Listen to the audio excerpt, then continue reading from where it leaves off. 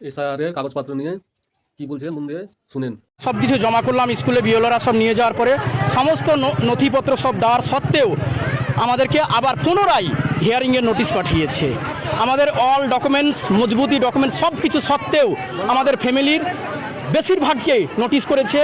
আমরা নাকি, আমার বাবার তো 7টা ছেলে হতে পারে, 5টা হতে পারে, তো একাধিক বলে না দাবি করেছে। তো এটা কি সম্ভব নয়? থাকতে পারে না।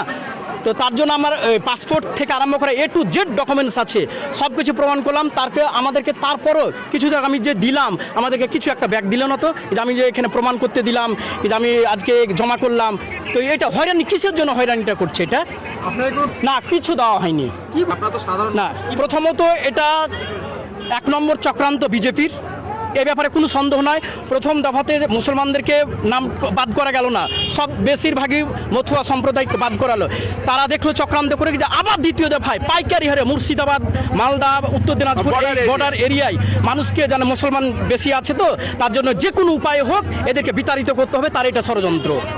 ডকুমেন্টস চাওয়া হচ্ছে, বলছে মাধ্যমিক পাস, তারপরে পাসপোর্ট বা আর Aadhaar card, voter card, A to Z সব কিছু ডকুমেন্টস দিলাম, কিছু দিল না। আমি এটাই তো ভাবছি ব্যাপারটা কি, শুধু একটা ছবি করলে এটা প্রমাণ হয়ে গেল? এটাই আতঙ্ক। কোথা থেকে মানুষ বাইরে থেকে আতঙ্কিতভাবে চলে এসছে যে আমাদেরকে আবার এই বাংলাদেশ বিতাড়িত করার একটা ষড়যন্ত্র, এটা মুসলমানদেরকে উদ্দেশ্য করে করছে। জানছে মুর্শিদাবাদ মুসলিম মেজরিটি এরিয়া, যে কোনো উপায় হোক এই বিজেপি সরকার চক্রান্ত করে আমাদেরকে হয়রানি করছে। দেখছি আমাদের টিএমসি সরকার, রাজ্য সরকার কীভাবে আমাদেরকে রক্ষা। আমাদের মমতা ব্যানার্জি বলেছিল আমি এসআইআর হতে দিব না, কিন্তু তারপরেও হচ্ছে। কিন্তু হচ্ছেটা কি রুখতে পারছে? এভাবে মানুষ যে পেরেশানি হয়রানি হচ্ছে। আমাদের মাননীয় মন্ত্রী সাহেব এখানে একটা মিটিং করলো কিন্তু মানুষ যেন পেরেশানি না হয়। দেখা যাক ওনার কথা কতটি বাস্তবায়ন হচ্ছে কি না। মানুষ তো হাজার হাজার পেরেশানিতে আছে, আমি দেখলাম, অবাক যাচ্ছি।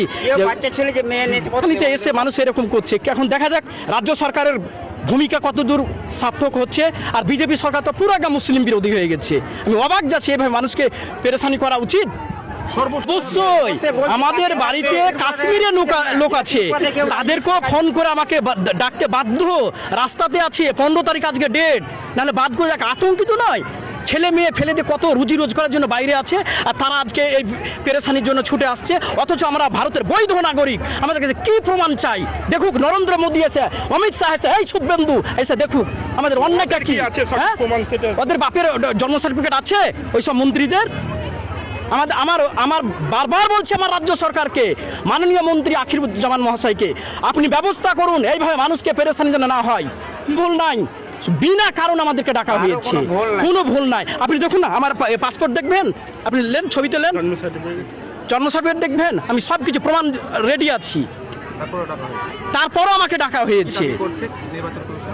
ওই দাবি করছে কি যে আসতে হবে চক্রান্ত করে। এটা বুঝতে পারছেন তো, পুরো চক্রান্ত আমাদেরকে, একটা কমিউনিটিকে চক্রান্ত করছে। আমার নাম বাসারুল শেখ, আমি কাশিয়াডাঙ্গা জিপি থেকে এসেছি।